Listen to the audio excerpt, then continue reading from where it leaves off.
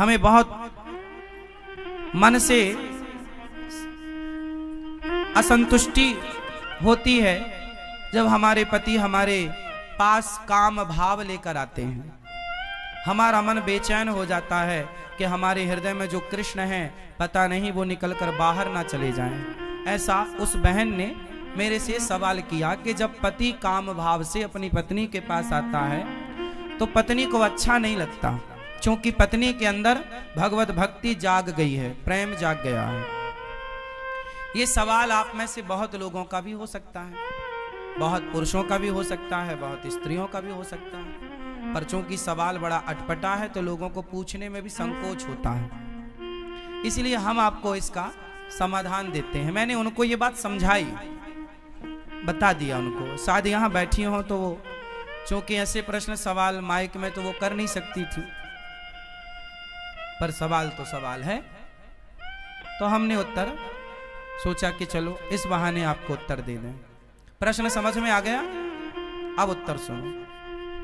हमने उनसे बोला कि आपके पति, आप तो भक्ति में रम गई हो, बहुत अच्छी हो आप, कि आपके हृदय में कृष्ण विराज गए हैं, भक्ति विराज गई है, आपका दिन रात भगवत चिंतन में ही मन लग रहा, बहुत अच्छी बात है। लेकिन जो आपके पति हैं अभी उनका मन विषयों में है, और यदि आपने भी इनकार कर दिया कि आप हमारे पास मत आओ तो आपके पति फिर पराई स्त्री के गामी हो जाएंगे, वो दूसरी स्त्रियों के पास जाने स्टार्ट कर देंगे, वैश्याओं का गमन करने लग जाएंगे, वैश्यागामी हो सकता है इसलिए तुम्हारा पति। इसलिए तुम्हारे अंदर तो कोई वासना है नहीं, लेकिन पति के अंदर यदि है तो पति पत्नी के पास ही तो जाएगा। यदि तुमने भी उसे हटा दिया अपने पास से तो वो वैश्यागामी, उसका चरित्र बिगड़ जाएगा। इसलिए तुम्हारा धर्म है। मीराबाई के साथ भी यही था, बिल्कुल सेम। मीरा का विवाह बचपन में कृष्ण से हो गया था, मान लिया था उन्होंने पति कि मेरे तो पति गिरधर गोपाल हैं, लेकिन फिर भी उनके माँ बाप ने जबरदस्ती उनका विवाह भोजराज से कर दिया, जो राणा के बेटे हैं। तो भोजराज राणा के साथ उनका विवाह हुआ। जब उनकी पहली रात आई मिलन की, मीराबाई को बिठाया गया एक कमरे में, सिर्फ दीपक का प्रकाश था, और जो कि रिवाज है घूंघट डाल के मीराबाई को बिठाया गया। तभी रात्रि को, पहली रात्रि पहला मिलन जब भोजराज आए तो मीरा ने अपना दुपट्टा, अपना मुंह खोलते हुए भोजराज से कहा कि ये दुनिया कहती है कि आप मेरे पति हैं, कि ये दुनिया कहती है कि आप मेरे पति हैं, पर मेरी अंतरात्मा तो कहती है कि मेरे पति केवल कृष्ण हैं। लेकिन मेरे मन पर, मेरे प्राणों पर तो कृष्ण का अधिकार है, लेकिन आप व्यवहार जगत में मेरे पति बने हैं। सारी दुनिया तो यही मानती है कि आप मेरे पति हैं, कृष्ण मेरे पति हैं, ये तो केवल मैं जानती हूं। मेरे मन की बातें या मैं जानूं या वो जाने, आप तो नहीं जान पाओगे। तो मेरा मन, मेरे प्राणों पर, मेरे मन पर तो मेरे कृष्ण का अधिकार है, लेकिन आप यदि मुझे अपनी पत्नी मानते हैं तो आपके सामने मेरा शरीर है। यदि मेरे शरीर की भूख है आपको तो मेरे शरीर से आप अपनी भूख मिटा सकते हैं, मैं मना नहीं करूंगी। आप मेरे शरीर से अपनी भूख मिटा लीजिए, लेकिन मेरे मन पर, मेरे प्राणों पर तो मेरे गिरधर गोपाल का ही वश है, कब्जा है। तो इस बात से यह सिद्ध होता है कि यदि आपका पति कामुक है तो फिर आपका धर्म है कि आप अपने पति को भी धीरे धीरे सत्संग से जोड़ें, कथाओं से जोड़ें, धीरे धीरे उसके मन को भी बदलें और उसका साथ दें। आप यदि सोचेंगी कि मैं तो भक्ति में रमी हूं, अब मेरे पति जो मेरे साथ रमण करेंगे तो वो गलत है, वो गलत नहीं है। आपका धर्म है कि आप अपने पति को खुश रखें, प्रसन्न रखें, धीरे धीरे उसे भी सत्संग से जोड़कर। देखो, मन बदला जा सकता है, मन बदला जा सकता है। कैसे? सत्संग से। यदि स्त्री भक्ति करने लग गई और पति को छोड़कर चली गई तो तुम्हारा कल्याण होगा।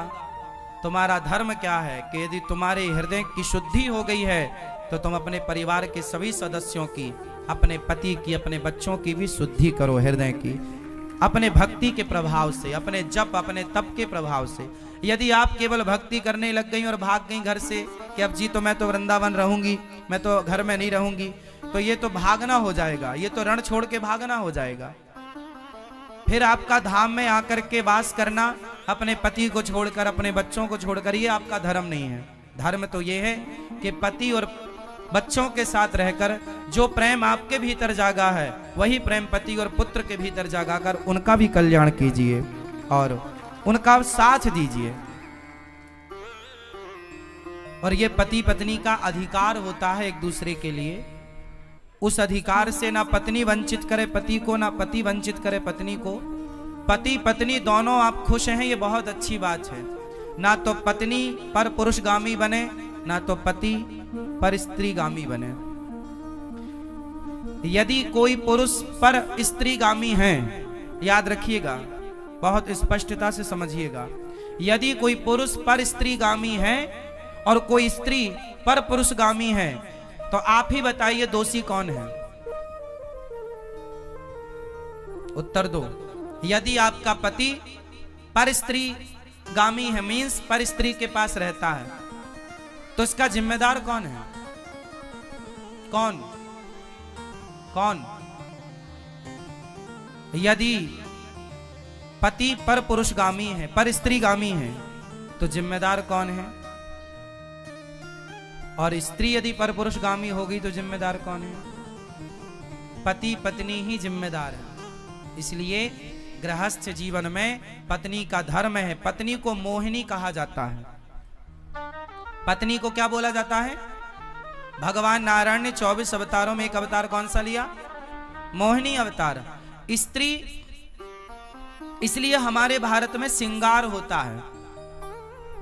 श्रृंगार किसका होता है? स्त्री का होता है, पुरुष का नहीं होता। स्त्री का ही श्रृंगार क्यों होता है? पुरुष का क्यों नहीं होता? 16 श्रृंगार स्त्री का है तो 8 संस्कार पुरुष को भी होते कि भाई तू भी कुछ लिपस्टिक लगा, तू भी कुछ तो कर। सारा श्रृंगार का स्त्रियों के पास है पूरा कार्य। पायल भी वही पहने, चूड़ी भी वही पहने, मंगलसूत्र भी वही पहने, बिछिया भी वही पहने, बिंदिया भी वही पहने, मांग भी वही भरे, काजल भी वही लगाएं। पुरुष के पास श्रृंगार नहीं है कुछ भी। हाँ या ना? बताओ, स्त्रियों को श्रृंगार क्यों दिया गया? ताकि स्त्रियां उस श्रृंगार से सुंदर दिखें और उस सुंदरता से वो केवल अपने पति को रिझाएं, सिर्फ अपने पति को रिझाएं। मोहिनी है ना, पति को इतना मोहित करो अपने पति को कि आपका पति पर स्त्रीगामी ना बनने पावे। यदि तुम्हारा पति पर स्त्रीगामी बन गया तो तुमने ठीक से श्रृंगार नहीं किया।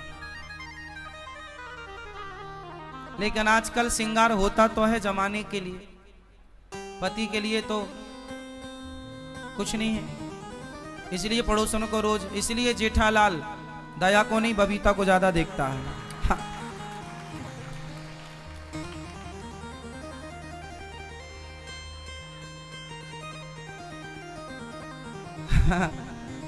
सही है ना? तो स्त्री को कैसा होना चाहिए?